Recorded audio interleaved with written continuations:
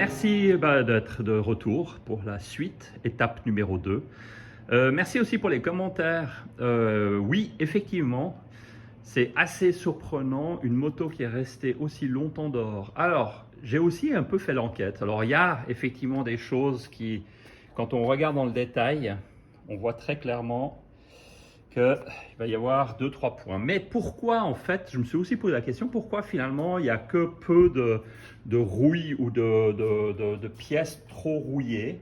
Bon, on voit que malgré tout, la selle, le réservoir, malheureusement, n'a pas survécu au traitement.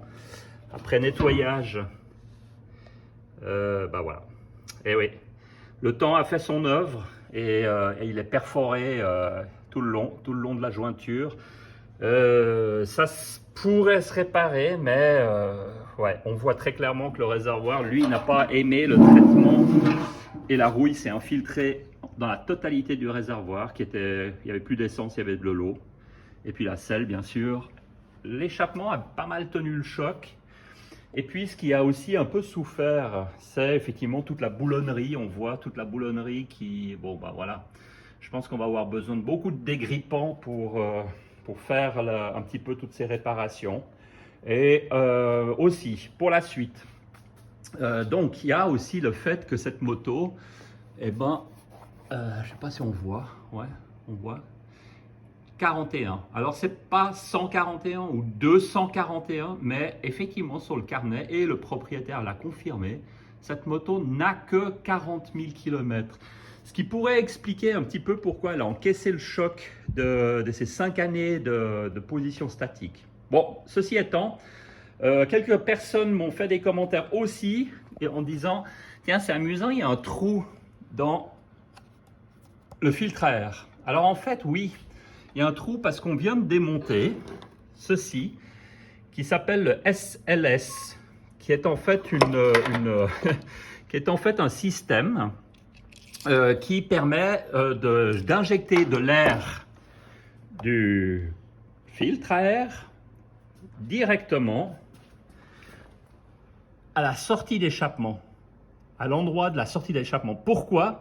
Parce que vu que c'était une moto des années 90 et après, eh ben, il y avait les normes anti-pollution et on faisait, alors à l'époque, un petit entourloupe, on va dire, d'une certaine manière, c'est qu'on injectait de l'air du filtre à air directement dans l'échappement.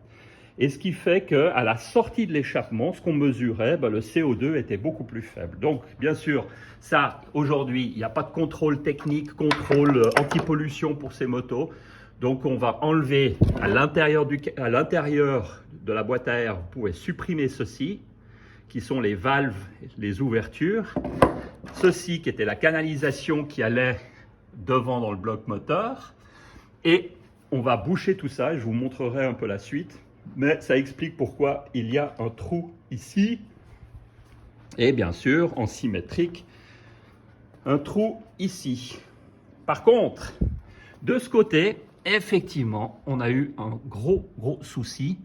Et on le voit, c'est que pour le sortir, effectivement, il était rouillé à l'intérieur. Donc, il a fallu y aller au chalumeau. On a quand même réussi. Et on voit que la personne a dû prendre un gadin parce qu'on voit qu'ici, les ailettes, vous voyez, elles sont cassées. Donc voilà, il y a quand même des dégâts. L'échappement, ça va être pas évident à démonter. La raison pourquoi aussi j'ai défait ça, voilà, c'est que avec le temps, ici, il y a une difficulté aussi pour défaire ceci. Alors, je l'ai juste démonté pour être sûr qu'on puisse le démonter. Si vous rencontrez la problématique de ne pas réussir à desserrer ceci, il faut une clé spéciale, pas au marteau et tournevis, hein, bien sûr. Et ben, si vous n'arrivez pas à le défaire et qu'il est vraiment bloqué, chauffez bien la pièce et ensuite vous regardez pour le défaire. Si ça ne se défait pas, simple, coupez. Vous allez sacrifier la bague, couper parce qu'un cylindre ou le pas de vis du cylindre qui est pas à refaire, ce ne sera pas évident. Donc il y a meilleur temps de couper ici l'anneau complètement, de le démonter, de le défaire. Mais je l'ai fait juste pour vérifier, on n'en a pas besoin pour l'instant, on peut laisser. Donc voilà, aujourd'hui, ça va être la suite. Carburateur, démontage du carburateur. Donc on a déjà préparé. Alors, marche très très bien, un super produit. Alors attention, hein, pas pur. Et puis bien sûr le bac à ultrasons qui facilite le travail et qui permet de faire quelque chose de propre. Puis la suite, on a alors les étapes. Le plus facile, c'est desserrer les écrous, c'est du 10, défaites les deux, laissez-les attacher derrière, ils viendront tout seuls. Ensuite, commencez par le haut, défaire les deux colliers, enlever le caoutchouc, repousser le caoutchouc dessus, démonter le manchon et là le carburateur va venir. Et bien sûr les deux pattes à l'avant. Donc ça, pour le démontage, ici, défaire ça vu que c'est tenu, et puis ensuite le caoutchouc. Bon, parce que vous entendez, c'est déjà le bac à ultrasons. Enlevez les carbus. Vous pouvez laisser ça sur le bloc moteur, donc des deux côtés, ce côté-là et ce côté-là. Et alors bien sûr là commence tout le démontage, là il y a le jeune padawan qui s'attelle au démontage.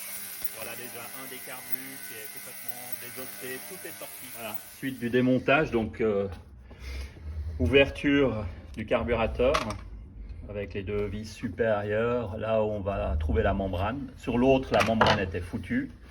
Et puis là, bon, apparemment, elle est bonne, la membrane. Ouais. La membrane est bonne. Bon, on aurait pu ne pas le démonter, hein? Qu'est-ce que t'en penses, jeune padawan? Je peux se poser la question. Ah, coincé? Non, non. Normalement, elle devrait sortir. Hein. Ah. Ah ouais. Ah ouais. Ah bah là, je pense qu'il y a un problème. Ou il y avait un problème. Ah. Le problème. Ah ben il devait marcher carré. Bon voilà. Une grosse panne. Certainement qu'il ne devait pas tourner ce côté. C'est peut-être ça en fait finalement qui a fait qu'elle était abandonnée dans le champ. elle était impropre à la consommation, elle ne marchait plus. Bon, voilà, première découverte, certainement que ça ne devait pas marcher. Et l'autre, effectivement, la membrane, elle était, sur celle-ci, la membrane était fissurée, cassée. Donc c'est sûr que cette moto ne devait plus rouler très bien. Pas mal. Et bonne surprise, si on regarde les entrées, on voit pas très bien. Attendez, hop, avec un peu de lumière. Eh ben, on a de la chance. Effectivement, c'est propre de chez propre. Alors un peu de nettoyage, mais les entrées, les admissions sont bien. Donc la suite, boucher le SLS avec un écrou qui permet de verrouiller. Le trou que certains avaient repéré, effectivement, maintenant bouché aussi. Comme ça, on va carrément supprimer tout ça. Et puis le nettoyage continue avec le bac à ultrasons. Donc ça avance. Ici aussi, le SLS condamné. Voilà. Étape suivante, continue à nettoyer les pièces du carbu. Là, on constate un peu plus le temps, le vieillissement, les années. Ouais, flingué quoi. Là, c'était en tout cas le moment de changer avec le décollement des plaquettes. Là, c'était vraiment mort de chez mort. Donc les pistons là sont figés, donc ils sont même plus opérationnels ni l'un ni l'autre. Donc on en profite, vu qu'on est avec le bac à ultrasons, on en profite de démonter et de passer au nettoyage. Où est-ce qu'on en est? Alors ça commence à être toutes les pièces du carburateur démontées, nettoyées pour avoir quelque chose de propre, quelque chose de neuf et de propre. Voilà, les corps de carbu qui sont en train d'être finis ici pour qu'ils soient nettoyés. Voilà, donc ça avance et ouais, ça prend du temps et de l'énergie, mais c'est plutôt pour un bon démarrage, ça sera pas mal. Hein? Bon, tu vois, voilà, ici le bac de nettoyage, la station de nettoyage. C'est pas toujours facile. Voilà, la station de nettoyage. Ben voilà, une bonne journée de travail, enfin une demi-journée de travail. Là, ça attend les pièces. Effectivement, des deux côtés, ça a été démonté. Et on a fait, voilà, en préparation. Donc, il n'y a plus qu'à remettre en place, remonter. Ça n'a pas été une mince affaire. Les boulons étaient complètement rouillés. Donc, il a fallu, voilà à quoi ça ressemblait. Donc, vous imaginez bien que pour sortir ça, eh ben, c'est pas évident. On a dû carrément les couper. Mais on a réussi à sauver le tout. Et c'est assez propre. On a fait un petit traitement. On est en train de faire un essai. Mais les carbus sont revenus impeccables. Donc maintenant, bah, la suite, prochain épisode.